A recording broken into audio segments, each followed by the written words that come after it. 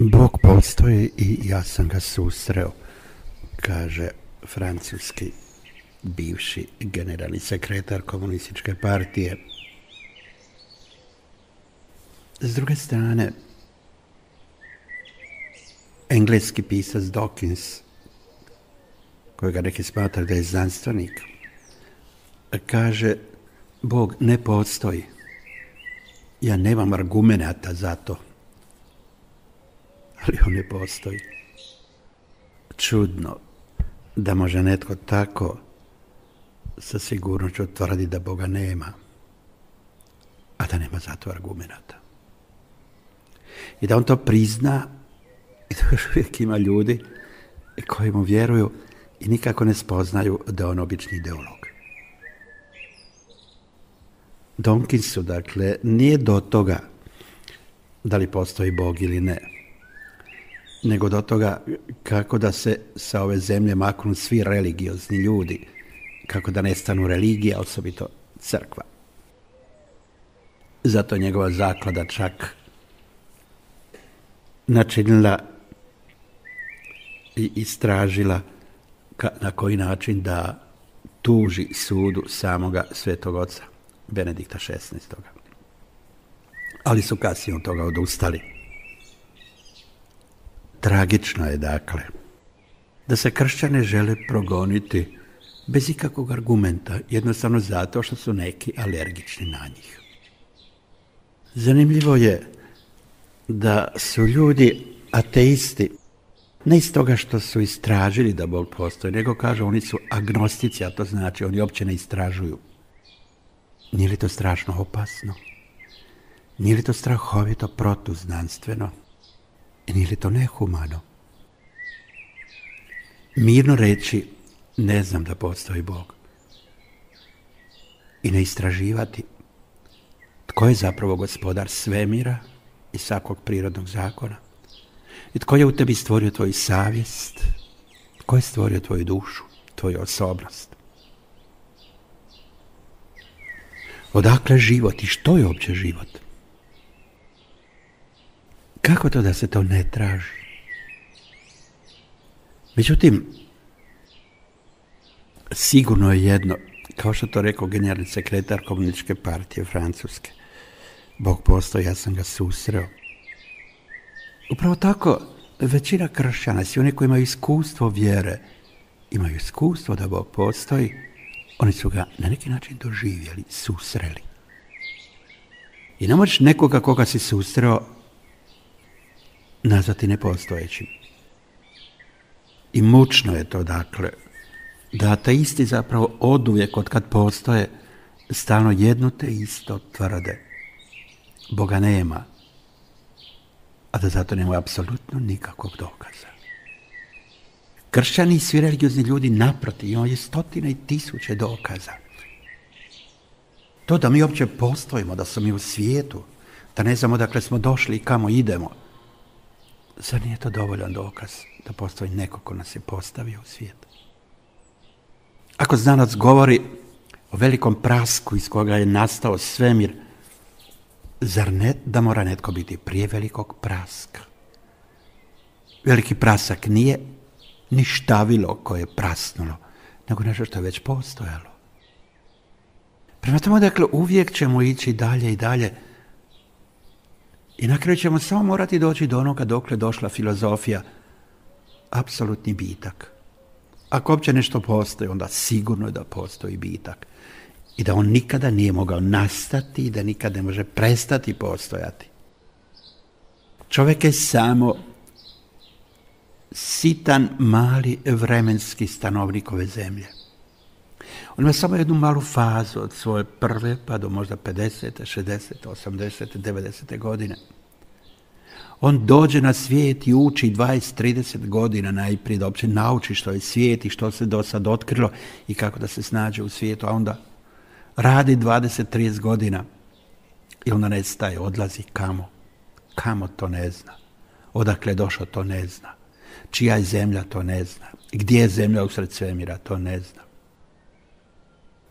Smiješno je zapravo i tragično da ima ljudi koji misle da su znanstvenici, a zapravo su samo ljudi koji ne mogu trpjeti, koji su alergični jednostavno na druge koji misle drugačije.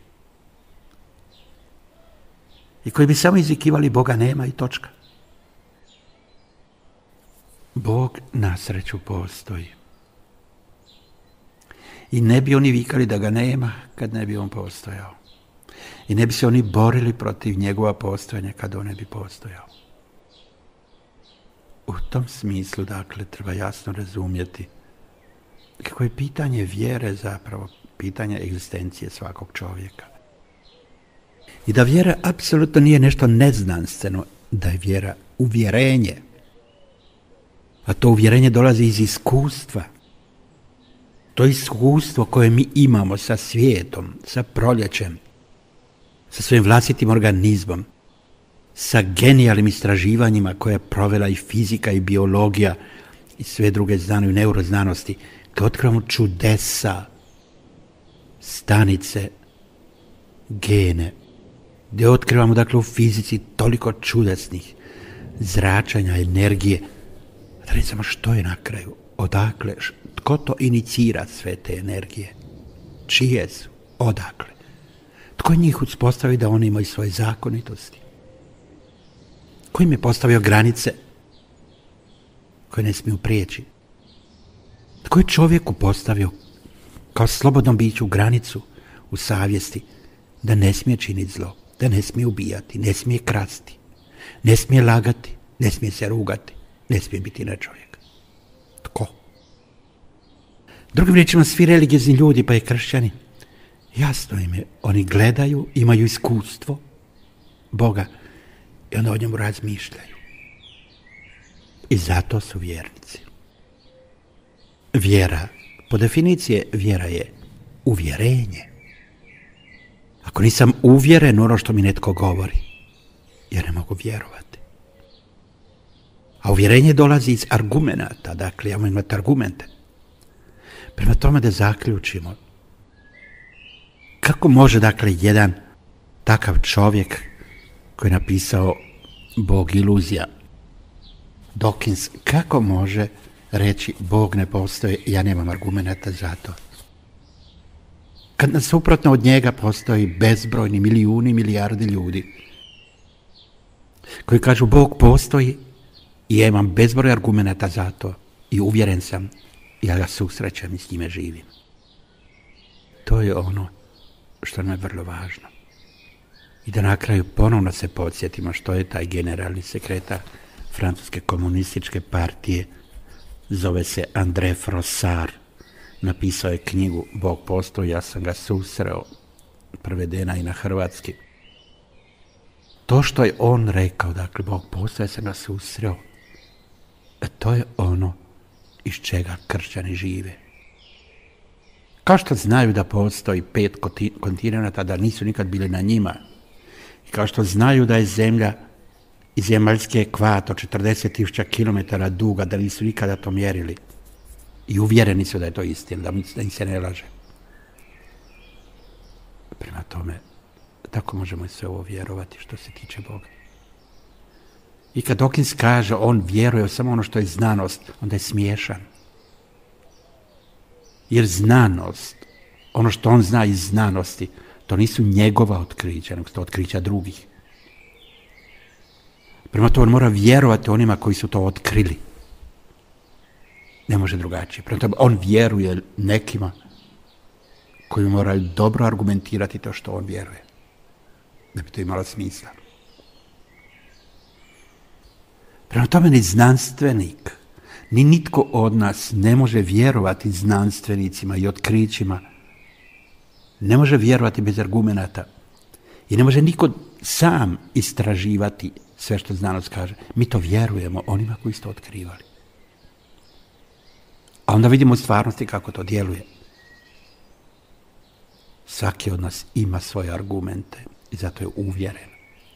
Svaki od nas ima i to da su mu drugi rekli, roditelji, a onda službenici crkve i religije, da Bog postoji i budući da su bili uvjerljivi kao znanstvenici na svom području, zato im vjerujemo.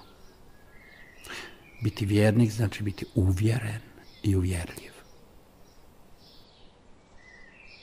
vrlo je važno da svi oni koji su kršćani ne smiju se upuštati u jeftine izraze i jeftine riječi koje netko izvikuje, osobito među ateistima i agnosticima, da Boga nema ili da ga ne spoznaju. Zašto? Zato jer kao prvo neuroznanosti su jasno pokazale da svaki čovjek od trenutka začeća zna da postoji Bog. Mi smo neki način genetski vezani na to. Mi smo u trenutku začeća, kad je besmrtna duša ušla u nas, a besmrtna ili duhovna duša je svijest, to je bljesak svjetla. U tom svijetu smo doživjeli već stvoritelja svijeta i znamo da postoji. Zatim, nama neuroznanosti jasno kažu da u mozgu već imamo, dakle, čak i praktični modul, praktično pokazano da Bog postoji, to je modul Bog, zove to kalifornijski istraživač mozga, dr. Amen. Ili da je to točka Bog, kako to kaže drugi istraživač, Ramahandran. I mi znamo da je Frankl, istražujući, dakle, kao neuropsihijatar, istražujući duhovnu dimenziju, došao do tog uvjerenja da naša podsvijest nije ono što je mislio Freud, nije puna libida, a to znači negativnih i drugih unutrašnjih sadržaja koji se bojimo i koje onda odlažemo tamo, nego da je naša podsvijest puna duha. Zato postoji Bog podsvijest i prisutnost stvoritelja je unutra.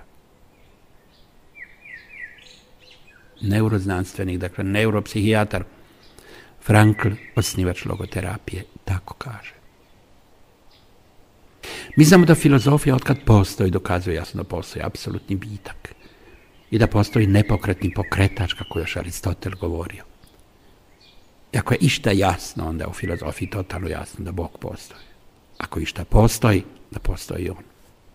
I više bi se mogli sumnjati da postoji čovjek nego Bog.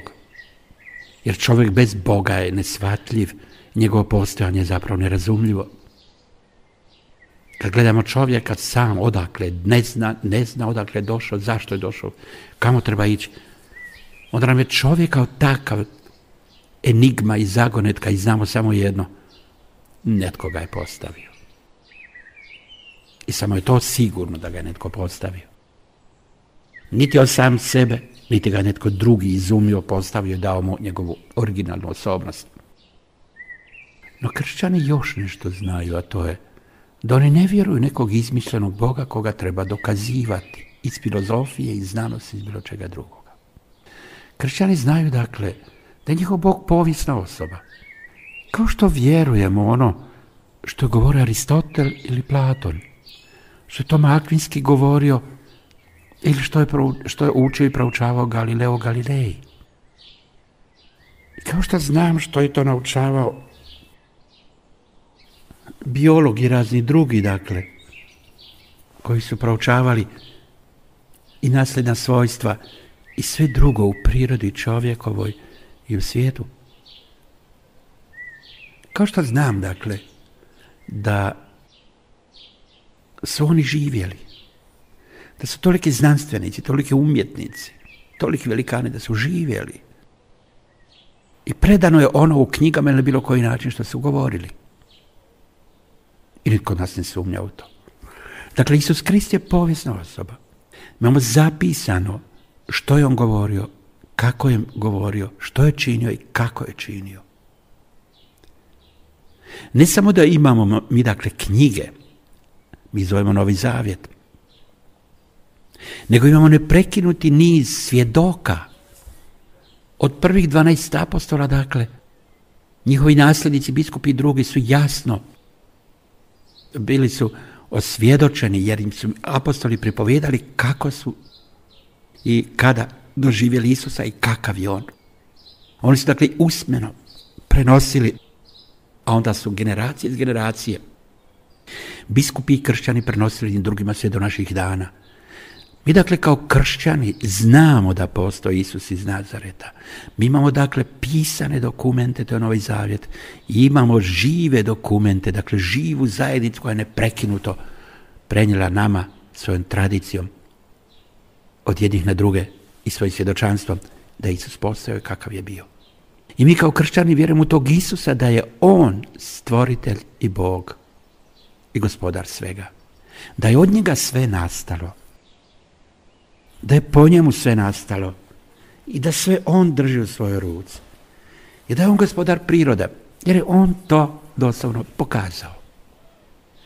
I zato što je uvijek bio istinito ljubiv, zato što je bio toliko dobar, što je išao umrijeti za čovjeka, što nikad protiv čovjeka ne bio, što nikad ni sudio, nego ljubio čovjeka, dao život za njega. Zato mi je uvjerljiv. I zato kad kaže da je on sin Božji, da je on riječ Božja, da je on došao od Oca i da nas ljubi, ja mogu bez daljnjega vjerovati. Kršćani, dakle, temelje svoju vjeru na povijesnoj osobi Isusa iz Nazareta. Oni u njemu vide nekoga koji je gospodar svega. Oni njemu vjeruju, ali ne vjeruju samo njegovim riječima, ne vjeruju nekakvoj njegovoj samovidljivoj vanjskoj pobožnosti, njegovim emocijama, njegovim razmišljanjima. Ne, djela vidimo. Dodirnuo je ovaj jedan kruh i onda ga umnožio na 5000 ljudi. Dodirnuo je 2 ribe i one su bile dovoljne da se umnože za 5000 ljudi. Samo muškaraca, a pogotovo žena i drugih. Dovoljno bilo samo da rekne bacite mreže na drugu stranu čamca i oni su ulovili neizmjerno puno riba. Dosta bilo kaže osušila se ti smokva i ona se osuši. Sluša ga. I dosta je bilo da rekne svim bolesnicima budi zdravi, oni su bili zdravi. Progledaj, i slijepac je progledao. Čovjek koga su donijeli na nosilima, uzmi svoju postelju, idi svoje kući. On ustaje, uzme postelju, ide kući. Zdrav. Umrli Lazar koji je 4 dana u grobu. Kaže, Lazare, iziđi. I on izađe iz groba i živi dalje. Mladiću iz Najne koga nosa upravo na groblje, sprovod je. I on mu kaže, stanite sprovodu. I on mu kaže, ustani. I daj ga majci. Če Jajrovu, kaže, kada je umrla, jer su svi oplakivali u kući. On ju uhvati za ruku, kaže, talita kum, ustani, hodaj. Mi vjerujemo tome Isusu, jer gledamo njegova djela i vidimo da on čini ono što nitko od ljudi, 7 milijardi ljudi, nitko to ne može činiti. Povijesti su do sad bili milijarde i milijarde, bilijuni i bilijuni ljudi i niko to nikad ne mogo činiti. U njemu vidimo jedinstvenog čovjeka i njemu vjerujemo. I vidimo kad mu vjerujemo da i mi počnemo činiti takva djela. Vidimo da i nama onda jasnije da život ima smisla. Vidimo da onda možemo biti moralniji, krepostniji, svetiji. I kad vjerujemo dakle njemu, onda vidimo da znamo odakle smo došli i kamo idemo. I onda je lijepo biti čovjek. Evo, kršćani mora biti svjesni kome su povjerovali.